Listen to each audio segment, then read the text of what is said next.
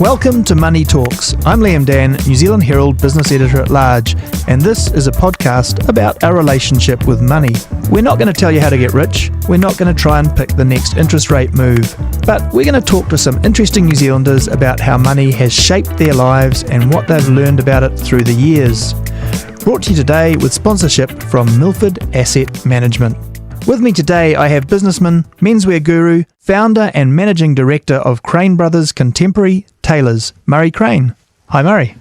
How are you? Nice to be here. Thank you. Good, yeah, absolutely. I want to get a little bit into the backstory of how you got into the fashion business and all that sort of thing. But first of all, I did wonder, just to start off, how are you going? Everyone's got a pandemic story, and it must be pretty tough retailing downtown and so on. Yeah, no, it's been a challenging time. I probably kind of compare it to kind of 52 weeks of school holidays or Christmas, New Year kind of period. It's definitely very quiet at the moment.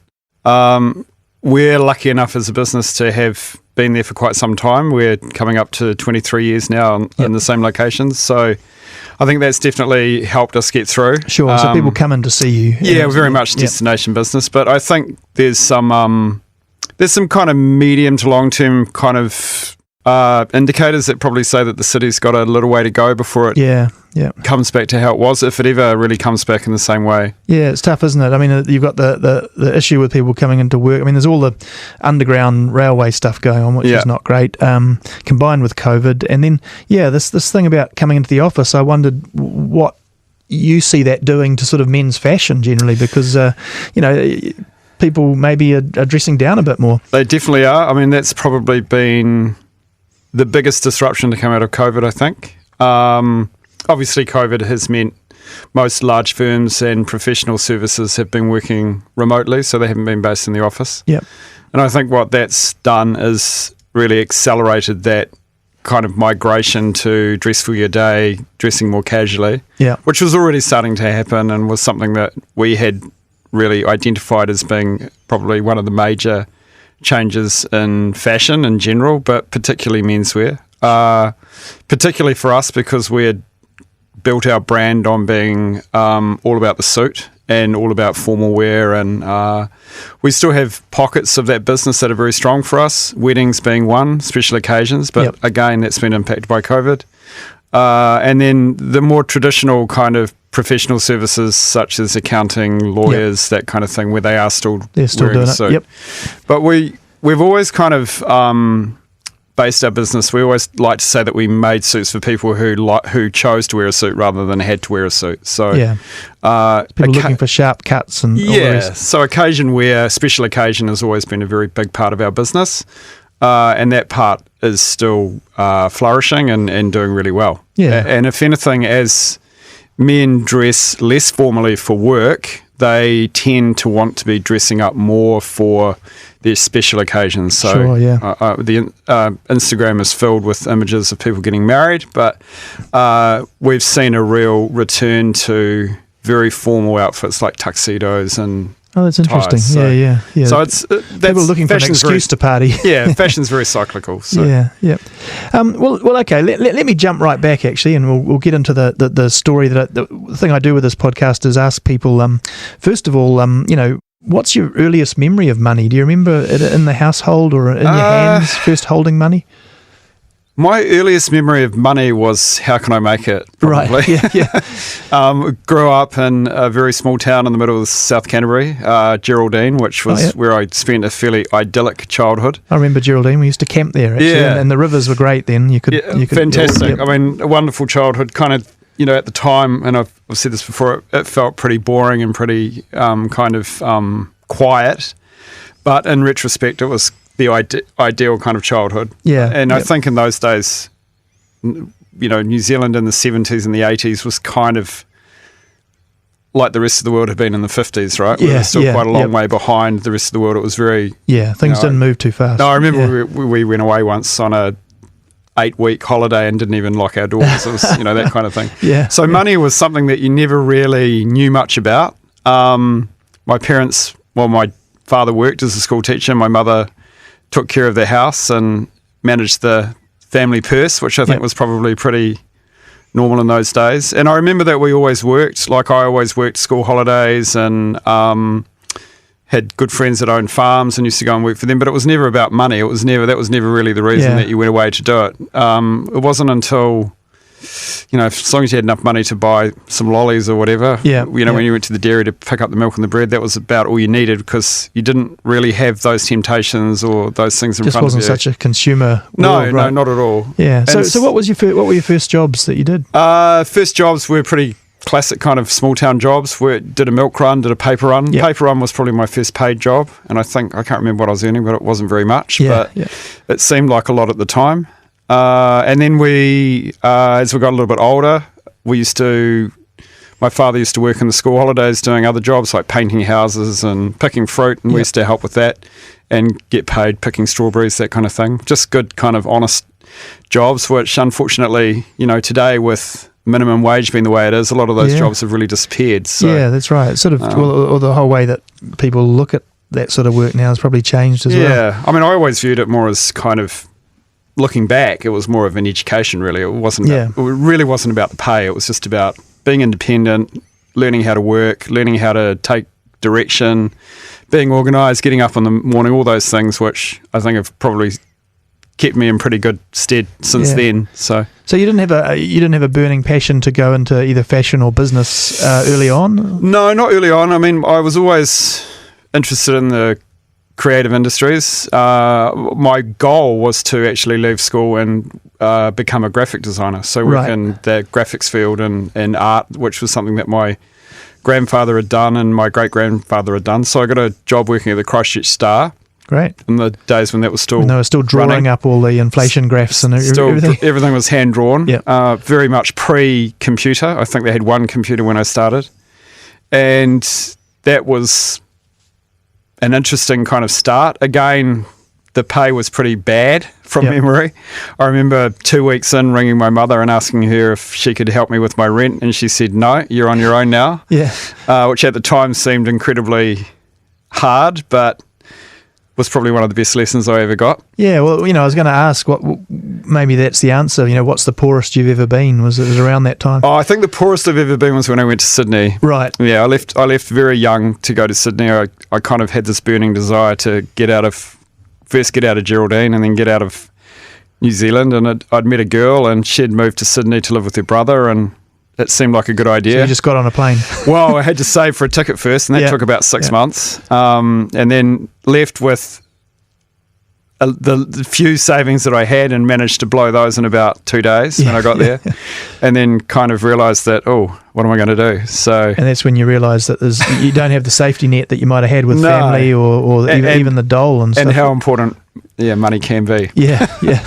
But somehow I managed to get through that, so worked off my wits and kind of been doing that ever since, really. So I guess a leap was made then, but say in those days, first job and things, were you spending, when you were getting some money working at the Star, was clothing and fashion part of your life at that time? I remember that, didn't know the term at the time, but disposable income, I suppose as you'd call it, was fairly limited. But if I look back now, probably the one thing that I didn't really have in those days was any debt.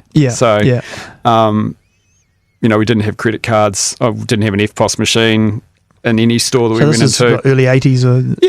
I'm 54 this year, so it's kind of late 80s, early 90s. So it was, the economy was pretty depressed.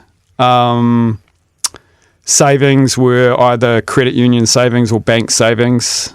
You didn't have an FPOS card. There were no real credit cards. The odd person might have had a diner's card or something like that. But as a young person, you didn't have access to any kind of credit at all, unless you were defrauding the system and bouncing checks. That was about all you had available. So were you op shopping and that sort of thing? Definitely op shopping. That's what really gave... I'd been doing that in my kind of last years at school as well. So that was where we went to look for clothing and...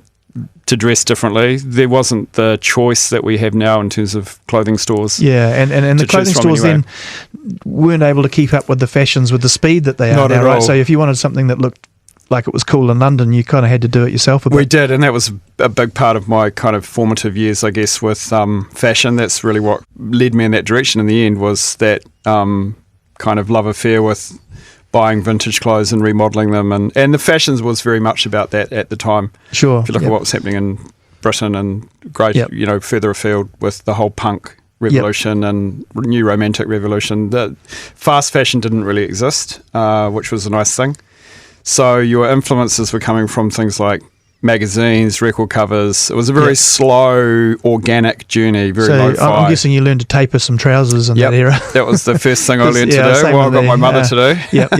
Because you could find them in the op shops, but they're all flares, and you just had to... Flares, or suits were all too short, because people have obviously got taller over time, so most of the suits that were ending up in the op shops were made for men that had probably bought them in the 40s and 50s or 60s and held on to them, and then they'd passed away and the suits had made it to the so actually they were probably quite good quality. Well, they were good quality suits made in New Zealand, most of them at that time. Absolutely. So so you're doing that. You're in Christchurch, you meet a girl and you jump on a plane to Sydney, and you broke within a week. So did you have any idea, what happens next? What did you do? How did you earn some money? Well, Andrea, the girl that I was with at the time, her brother was working as a window dresser. So he was doing store windows in Sydney for various fashion companies over there, and I tagged along with him and helped him. So he was kind of my first employer when I got there. We used to split the takings, I guess, so that's from there. Where your creative design background helps. That was my real first introduction to fashion. Because and it leaps you into that world a little bit, the retail. It did. And then we used to spend the rest of the time hustling pool. So. So luckily I was a reasonably good pool player, so we used to make a bit of money doing that as well. Yeah. Well, one of the big questions of the show and one of the themes is whether making money has been a big driver to you and really important to you. So far in the story, it doesn't sound like money was the primary focus for any of your career choices. No, I think if money had been the focus, I probably would have picked a different career to working in fashion. I'm definitely doing it for the right reasons, I think. Something I'm passionate about still, something I enjoy, something that I feel proud of, which I think is difficult these days with jobs. A lot of people working in jobs that they don't like, kind of fairly faceless kind of roles. So, I could have been a lawyer or a doctor or whatever I wanted, but I kind of just felt that I wanted something that allowed me to be who I wanted to be. And but you haven't, quite early on, you've jumped out of the career path of it and taken an entrepreneurial before I knew it, really. In some ways, you might say that might actually be a good thing, right? Try going out on your own before you know how tough it could be. In hindsight, yes, definitely. I think at the time it probably felt fairly... For a few years there, I definitely felt very fearful of it and frustrated by it. I didn't know whether I was making the right decision. It's a fairly perilous path, doing that kind of thing. And I was lucky enough to work for myself and then go back and work for other people for a while, for a period of about 10 years, which was incredibly educational for me. I think I always knew that I had this desire that ultimately I wanted to do something for myself. So Crane Brothers, as we know it, was 98? 99 we started. 99, right, yep. But before then you'd done other bits and pieces. I was working for other retailers. I worked for Neville and Liz at Zambezi for about 6 years with their menswear, and that was a really kind of great education for me. They had been going for quite some time at that point, so I learnt a lot about how to run a business. They gave me a lot of autonomy, so that was great. And just realised how hard it can be. They were pioneering with what they did in terms of fashion industry, and I even felt like when we started, the menswear industry was still very small in this country and very, very kind of introverted. And I mean, New Zealand, culturally, New Zealand men haven't always been particularly adventurous in general, right? So, not really, no. So but it's a slow journey. Do you think that, you've probably helped with some of that change, but it has improved over that period of time, that 20 odd years? Yeah. Absolutely. I think, obviously, popular culture has accelerated it at an incredible rate, especially if you look at what's happening with the internet, social media, those things. I think people have a lot more inspiration than they used to have. But I think for a lot of men, that just confuses them more as well. They want direction and they want to know that they're not kind of screwing it up they're making the right decisions. Yeah, I mean, this is sort of my view, and what worked for me was that as a young man, getting a sharp suit and putting it on and feeling like you're the business to do the job can really make a difference. I mean, I wasn't a businessy person, but to do business journalism, having a nice suit on made me feel like I could talk to these CEOs and so on. It can be quite a big part of your career development to take that leap. Yeah, a lot of what we do with men's fashion, I think, is there's a lot of psychology involved. I think the way you dress has a big impact on the way that people view you and the way that people react to you and treat you, whether we like it or not. Most of us, subconsciously make a decision about someone the first time we meet them, whether that's the way they're dressed or the way they look or the way they walk into a room. So people that understand that obviously invest in themselves and invest in the way they look. There's always a percentage of men who are very interested in fashion, and quite often that'll be for the artisanal side of it or the craft side of it, in the same way they might be interested in fine cigars or fine watches or fine automobiles. They like to wear nice clothing. They know about cloth. They know about how things are made. But for your average guy who probably likes to spend most of his life in fairly casual, comfortable clothing, the idea of putting on a suit or having to work out what works for him is a really difficult proposition. And I guess that's where you guys can help with advice and things. But I guess if you haven't got a lot of money, sometimes it still makes some financial sense to have a suit or one or two items that are really good quality rather than spending an awful lot on sort of low-level stuff, right? So, I mean, it's funny because a lot of our clients will say that they don't want to spend a lot of money on the things they wear all the time because they wear out, but they're actually the things that you probably want to invest in the most, right? Because you wear them the most often. Yeah. So they spend a lot of money on something and then they don't wear it. If you do the economics of, cost per wear is pretty. Cost per wear, yeah, that's right. It's pretty high. Yeah. And I think that's one of the big challenges that a lot of our clients are facing now with this real move towards the casualisation of the workforce, is that they like the security of wearing a suit.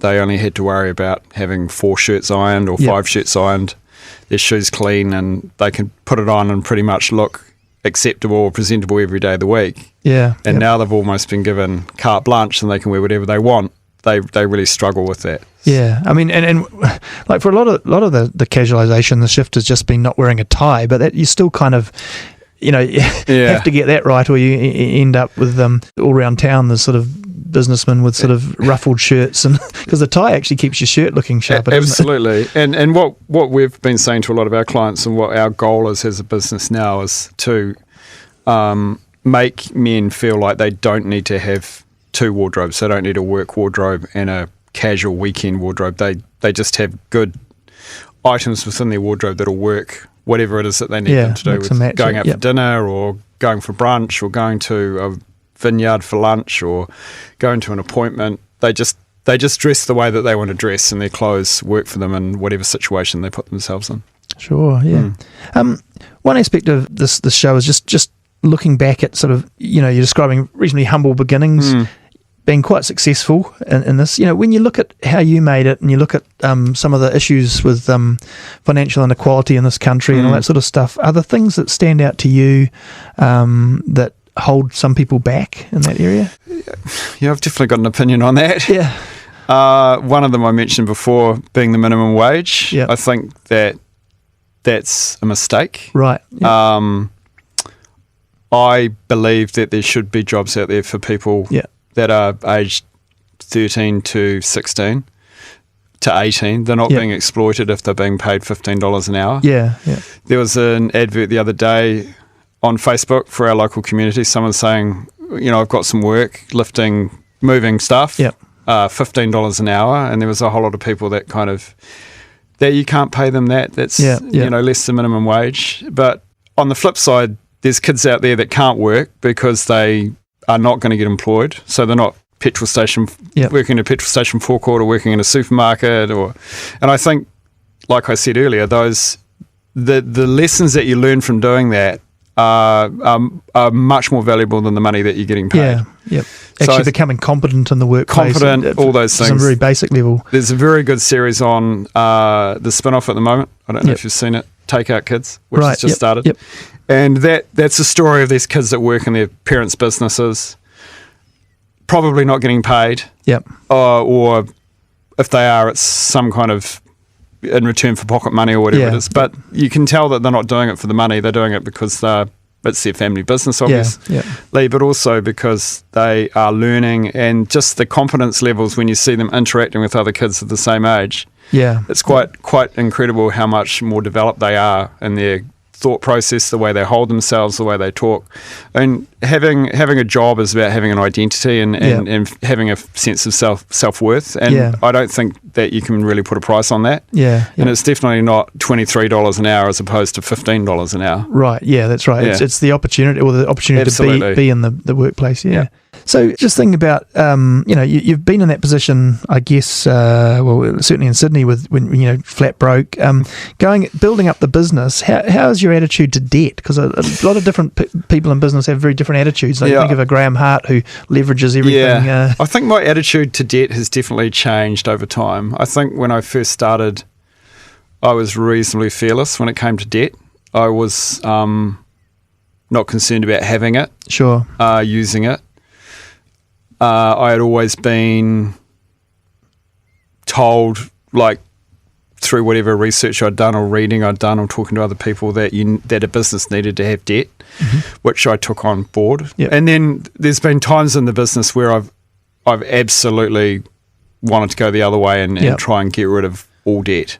So the problem with, one of the challenges with business is that when you start, you don't have anything to lose. So the risk, you're prepared to take greater risks. If you do have a modicum of success, or you get to a point where the business is first viable, which in New Zealand is a big step, pay yourself a wage and those things, or pay your debts as they fall due, which is a really interesting kind of benchmark of how a business performs. I think the further you go, the more wary you are of debt, and the more, because you've got more to lose. You've got staff counting on you and all that sort of stuff. And also you get to a point where you're like, well, what would I do if this didn't work? Right, So when you're young, you probably have time to brush yourself off and go again. Yeah, that's right. So, and it's been a pretty tough journey. There's definitely been times where it has been incredibly difficult, but it does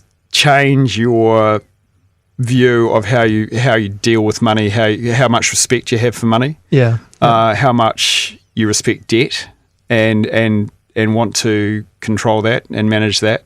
So I think I've probably come full circle. I'm probably back where I started. I probably realised that the business needs to have some debt because we're a reasonably big business now. We need trade facilities, and we need foreign currency facilities, and we need some wiggle room there. But at the same time, if I look at my balance sheet and look at my long-term goals, being in a position where I don't have any business debt would be great. Yeah, I mean, I guess it's a little bit like the sort of conventional advice on personal finances, that you can take on more risk as you're younger, and as you get closer to retirement, sort of go a bit more conservative.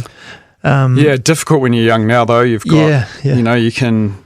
There's plenty of places where you can rack up debt, especially if you look at that kind of third-party lending with all the hums and the lay-bys and all those things. Like, people are being taught about debt a lot earlier. We're seeing, quite interestingly, with a lot of younger clients, that they don't want to have credit cards now. I think they've learned those lessons from their older siblings or their parents. But then they might have a student loan. That might be 50, 60 grand of debt that they're carrying before they even start working. So debt, unfortunately, debt's kind of a part of modern day society, I think. Isn't it? And that's the sort of crunch we're coming to as the interest rates start going up. The whole society for about 15 years now has been running on cheap money. Absolutely. So I guess that the business has transitioned to something. Everything obviously starts as a small business. You're an entrepreneur, and then it gets to a scale where you're running quite a big operation. Have you had to sort of upskill yourself in business management and that sort of thing, or have you just learned as you went? I've definitely learned as I've went. Mainly through making mistakes. Especially when it comes to people. That's probably been my biggest challenge. I've been lucky enough that I've had some great people that have worked for me for a long time. Yep. Most of them actually, who know me well and know how I kind of operate. But there's definitely been a few disasters along the way as well. Yeah, but you learn, right? So as long as you don't make the same mistakes twice. Yeah. I guess then you then you haven't traveling in the right direction. So what's next for the business? Do you have plans for the immediate future or the longer term? Or? Yeah, interestingly enough, we are looking at growth at the moment. Obviously, COVID has been incredibly challenging, but at the same time, the business has adapted really well, and we see that a lot of these challenges that we're facing, the industry as a whole is facing. Yep. So we've really stress tested the business over the last couple of years, especially when it comes to things like location, the way that we're running the business. So we closed 2 doors over the last 2 years. We had a store in Sydney that we shut. Mainly because we couldn't service it and we couldn't run it with COVID. Just the logistics of it. Logistics were terrible. And we had a small store in Wellington where we had a manager who was at retirement age and the lease came up. Yep. And those are the kind of instinctive gut decisions that we had to make at the time with this kind of cloud over our head of COVID, kind of wondering what was going to happen. And looking back, they were definitely the right decisions to make. It's rolled on longer than we all hoped, hasn't absolutely. it? So, But this year's kind of, I think there's a few kind of green shoots starting to show in terms of, like, we're probably at the end of the worst of it, I would say. So we've actually just signed a lease on a new store, which may sound fairly absurd in the current kind of climate, but we believe that there is still opportunity out there. Yep. We've signed a lease in Ponsonby, which is a suburban store for us, something that we had said for a long time that we'd never do. We always wanted to have one door in Auckland. But we've seen this shift, dramatic shift in terms of the way people are dressing, the way people are working from home. A lot of our clients live in that kind of catchment on that side of the city.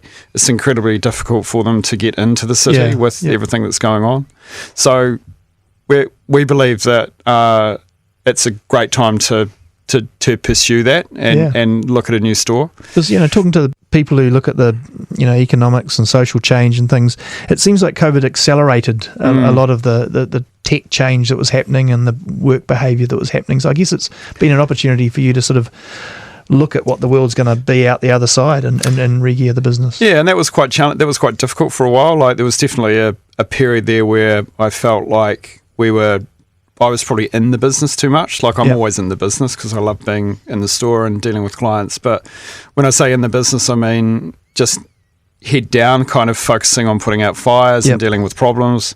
Whereas when you actually come up and look at what's happening in the greater economy within New Zealand, we opened a store in Christchurch just before COVID, and that's going incredibly well. And that actually helped us a lot during the lockdowns because we had an Auckland store that was shut. The other thing that we did over the last couple of years is we really invested heavily in our digital. We had always had a digital presence, but we upping the website and made a conscious effort to replace the turnover that we lost with Wellington closing and Sydney closing with online, and we're pretty close to doing that now. So we've managed to kind of get that back, and there's kind of blue sky there. Like, it just keeps getting better and growing. So we feel that we've got a very strong digital presence now, and we're seeing good growth there, and we still believe that the DNA of the business is about bricks and mortar and having stores, being able to provide service to people.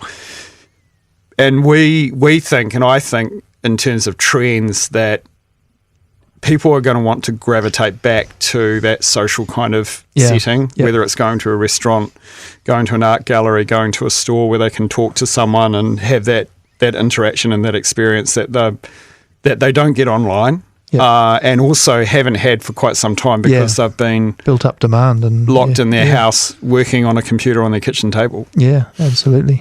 Well, that all sounds very exciting. I mean, you're nowhere near the age yet, but is this a business you can see going all the way through to retirement, or do you ever consider, not retiring? Well, I mean, I guess the question is, what do you do if you retire? Well, one thing I really like about my business is that my clients are getting older with me. So there's a big part of the customer base that have been with me for a long time. So the challenges and changes that I've experienced in my life, they're experiencing the same changes. Yeah. So we used to have another brand you might remember a few years ago called Little Brother, which was more of a streetwear brand kind of aimed at younger people, which had always done very well. But I didn't want to be doing that when I was in my 40s. I didn't want to be selling clothes to 18-year-olds. I wanted to be selling clothes to my contemporaries. So I think as long as my customers keep coming in the door, I'll probably keep going. Succession is a really difficult thing in fashion because it's so much about a founder role or an identity role. Absolutely. So I've always wanted to build up a really strong team. Like I said, I've been lucky enough to have some good people that have worked with me for a long time. I've actually just had one come back from overseas and another one who used to work for me coming back to work for me. So I feel like we've got a really strong team now. Again, the team took a bit of a hit during COVID. We lost a couple of key people, as a lot of businesses did. But also, I think a lot of people could see the change happening in the business and probably thought that maybe it was time for them to try something new as well. Yeah, sure. So I feel like we've got a new team, very dynamic, very focused on what we need to do going forward, which is really exciting. So if anything, I'm the one that kind of has to make the change. Yeah. And so focusing on managing them is challenging at times, but I always say to myself, well, it's that friction that you want because they're the things that make you change and mean that you stay ahead of your competition and stay relevant. Yeah. Well, that's great, Murray. I think we will leave it there. Touch wood that we are coming out of the worst of this pandemic and that, things open up and people are ready to dress up and go and party. Hope so. Cheers. Thanks a lot. Thanks. And thank you for listening. If you've got feedback, drop me a line at liam.dan@nzme.co.nz. Follow Money Talks on iHeartRadio or wherever you get your podcasts. New episodes this season are out every Saturday, and you can find more business news in the New Zealand Herald or at nzherald.co.nz.